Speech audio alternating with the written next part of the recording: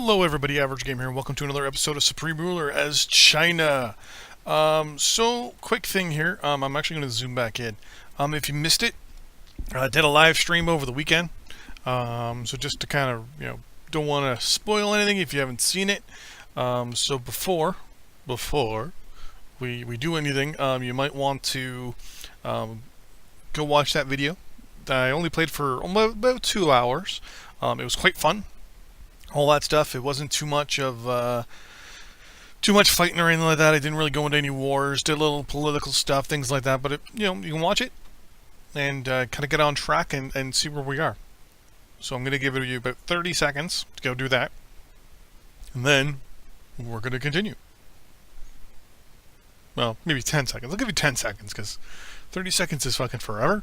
And to be honest with you, I don't have 30 seconds to waste. So that's about 10 seconds there. So, what's going on? So, obviously, after the last stream, we built up some fortifications here through a bunch of artillery guns along our border here.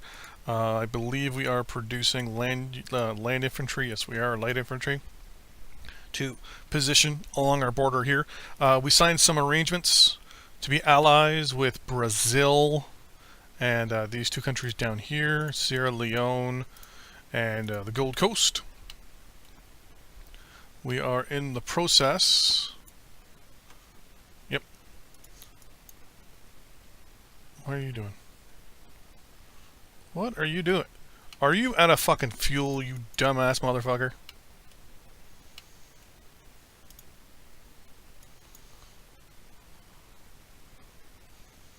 Yeah, you are. What a fucking shocker. Oh, it retasked itself. Okay, we're good. Okay. So, a couple things I want to mention. AI is retarded.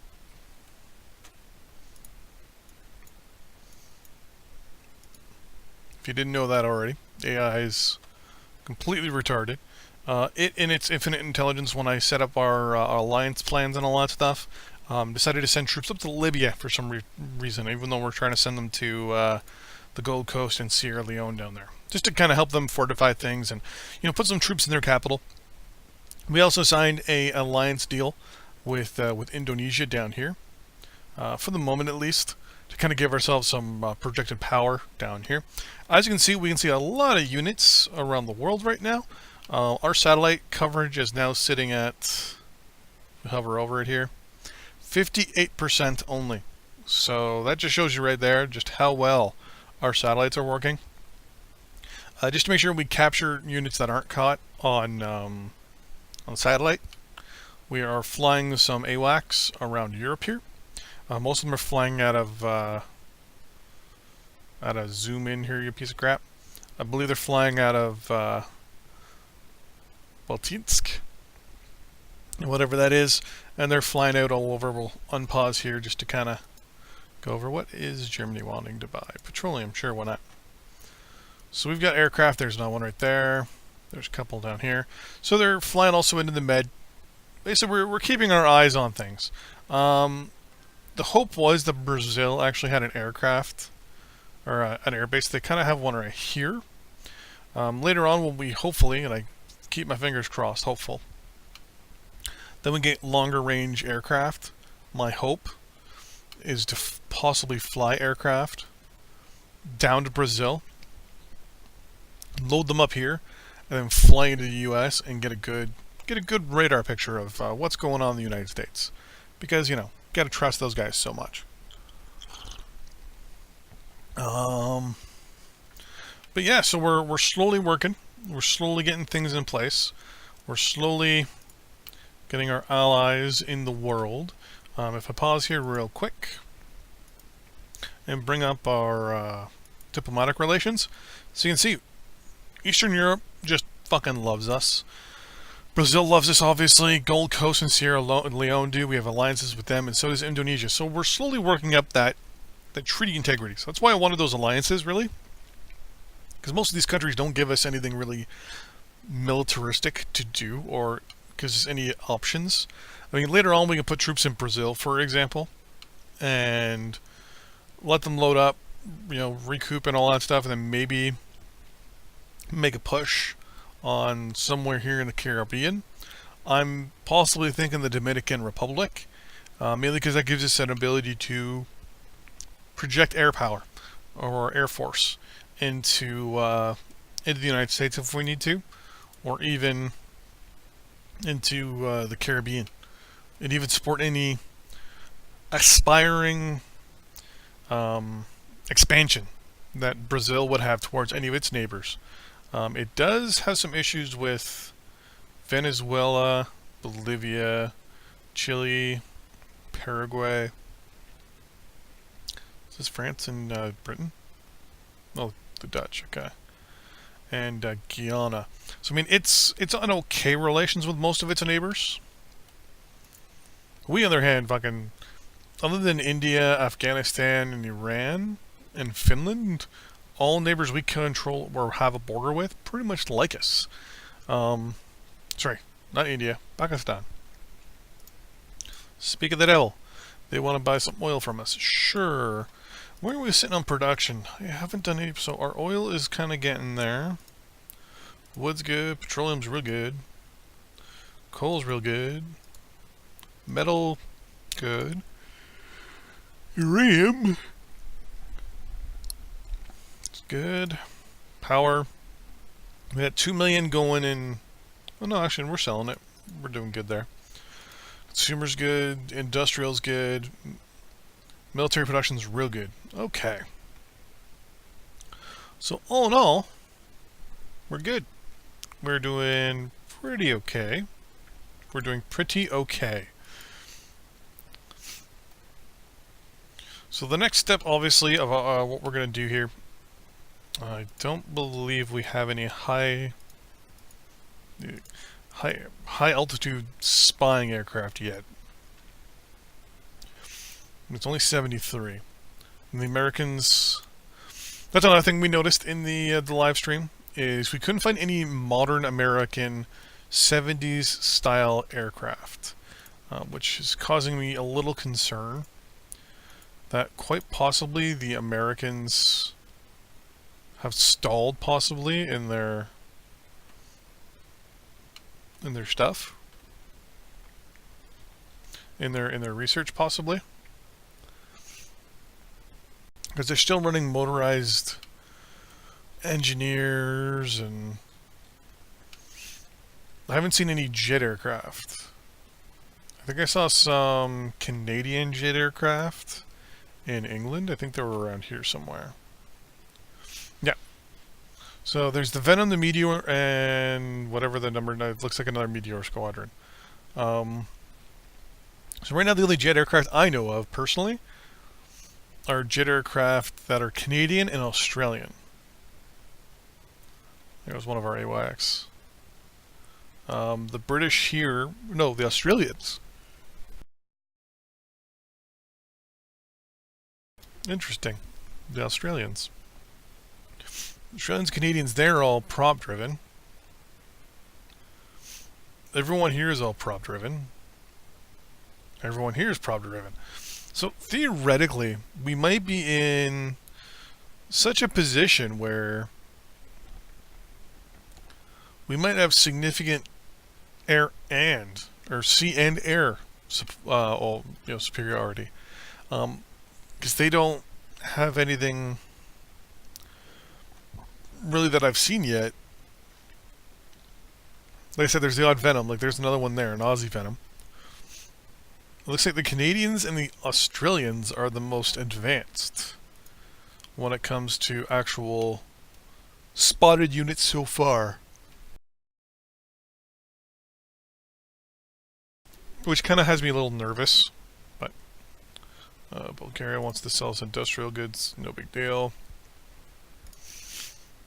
Some new alliances. At this current point, like with the way alliances are going, almost every country is now tied to every country at this point. We want to see what we have here that we can research. My nose is running. Give me one quick second. I'm just going to blow my nose. Here we go. Composite plants. hybrids and net computers. Produces the ore equivalent products and alloys. Oh, okay. So, composite plants here. Composites are basically alternatives to metal ore in the ground that you can research. Basically, you'll be able to put these plants anywhere that you want, and they can produce ore. Sometimes they don't produce as much depending on where they are. Sometimes they produce more. Kind of depends on the location. But if you have low natural reserves or low reserves of ore in your country, this is something really good to make sure you study, get those abilities. Advanced building materials, pollution goes down 5% for this, and it's 95 tech as well. So that's going to unlock composite mining facilities for us. How is our metal anyways? We might build one or two. We're selling a ton of shit right now. Yeah, we're making 7.9, basically $8 billion a day in trades. So,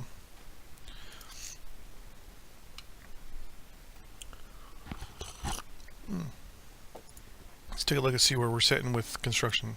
No, 1, 2, 3, 4, 5, 6, 7, 8, 9. Actually, we're gonna hold up that real quick, and we're gonna release our light infantry and send them to right here. Boom, boom, boom. And the plan is to use light infantry mixed in with anti-tank units as our frontline defense. Now, right now, most of these countries in Eastern Europe are friendly to us, but later on, we decide to expand a little further east towards the US, and possibly even closer into the Middle East, we are going to probably piss off a lot of countries, so we are and will have to kind of watch ourselves a little bit, which is obviously the main reason for this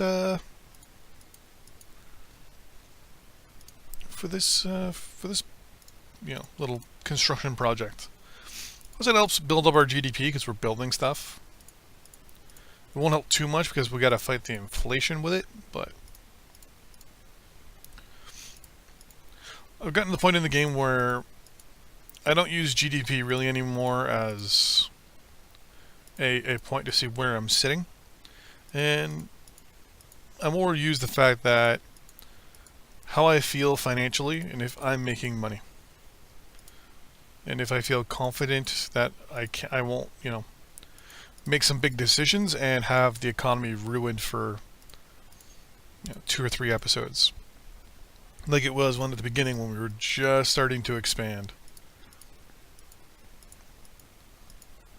It's kind of funny, the plan was not to invade Russia for a long time. And if they didn't, didn't make things a lot easier for me.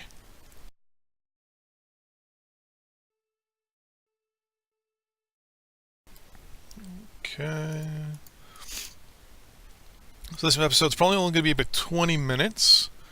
Just because I've been running around quite a bit the last couple of days. So a lot of videos this week are going to be, the next couple of days are probably going to be a little lower in the time-wise, around 20-25 minutes. Only because, fingers crossed, I should be getting a new job in the next couple of days. So there'll be a lot of me running around, filling out paperwork, and all that stuff, getting background checks done. So that way I can make more money, so I can afford to pay the bills, so I can do more recording. It's kind of ironic. I gotta work to pay my internet bill, and obviously my electric bill, so that I can make more videos and play more video games. Oh, computer games, why you done me so dirty? Come on. Like crap, how many of these goddamn things did I build? I don't know why, but my nose is so freaking runny this morning. Jesus. Let's blow it again. I wish there was a way to just select just light infantry. I'm tempted to kind of stop in a second. This is a lot of fucking units. I will admit, I don't remember building this many.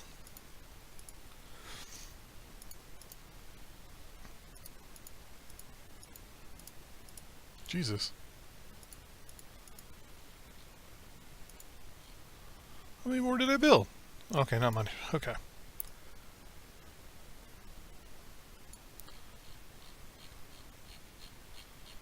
Okay, maybe I built a little bit more than I thought I did.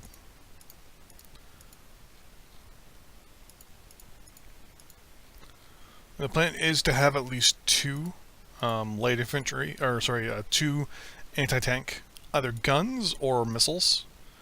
I'm gonna think about using possibly non-infantry, but some sort of vehicle, like a tracked vehicle or wheeled anti-tank. The main reason is so that in case they do push through in a spot, I can quickly wheel, you know, say they push through here real quick, I can wheel the ones down here up around. Or if there's, you know, they're only doing an infantry attack, say, in this spot here, or infantry crosses here, I can quickly move the anti-tanks down here, the anti-tank units to a different location, so I can more suitably kind of react to any advances that that occur.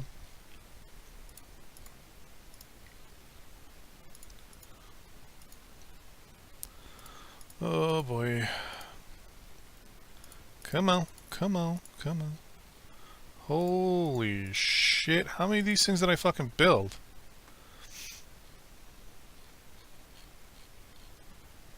So this is one of the problems with I will admit, with the later game, when your country is huge and you're producing a lot of units. You get to a certain point where I kind of wish I could trust the AI by turning it on and tell it to you know, do certain things, but to be 100% honest with you, I don't trust the AI enough. Okay, you know what? I'm going to just dispose of that many for the moment. We'll look to see where these naval forces are. Perfect. Okay, you're right there. Oh, perfect. Those are our beach cruisers. Yep. You guys are all perfect. I'm going to send you, tell you to go there. You better not fucking tell yourselves to turn around and do something else. Perfect.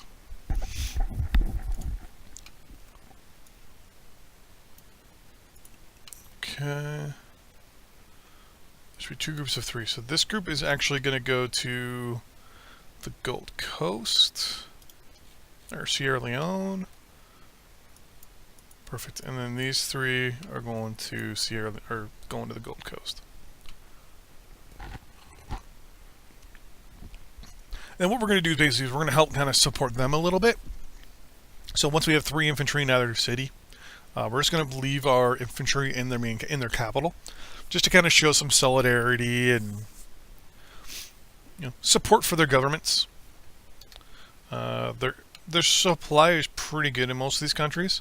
Pretty much, there's no country in Africa that could even possibly have anything that will damage our infantry unless it's just sheer numbers. So long term, the plan will be to get aircraft here. Hopefully by signing some additional treaties with some of the other countries in Africa here. Oh. Oh, they're getting pushed in here. It looks like, well, let's pause this up a little bit here and see what's going on. So, they're doing some fighting. What's going on? Oh, the South Africans are shelling Marquis. Looks like they were shelling that town up there too. Come on, guys, you have all this armor down here. Like, just do like a big armored thrust along the coast here. Like, it's the capital. You can take their capital probably in one swift move.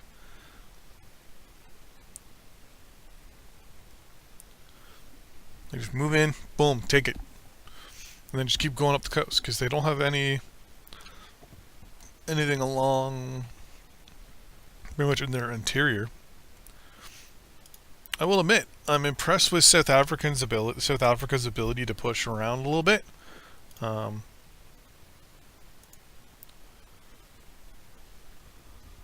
they're doing quite well, actually, I will admit. They're doing quite well. Except, something here doesn't look right.